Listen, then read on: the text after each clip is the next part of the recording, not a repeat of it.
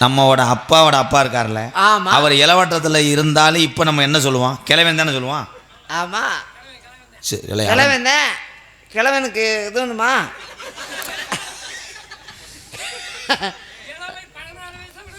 ஆ, அப்போ உனக்கு இன்னும் இது இருக்க.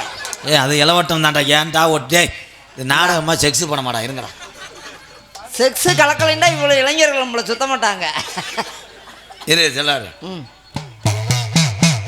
கிழவே எந்திரிக்கிறாரு, கிளவி தூக்குனாளா? சோத்து போனே தூக்கியிருப்பா. கிளவி எந்திரிச்சோன்னா எப்படியும் சோத்துக்கிட்டே வர்றான்னு சொல்லி அவள் தலைவி சோத்து போனே தூக்கியிருப்பா அவளுக்கு போடுறதுக்காக. அதுதானே? அதை சொல்ல விடு. சொல்லுங்க சொல்லுங்க சொல்லுங்க. கட்டில்ல படுத்து கிடந்த கிழவே எந்திரிக்கிறேன். ஆமா, கட்டில் விளங்காதுல, வேலைக்கு விளங்காது.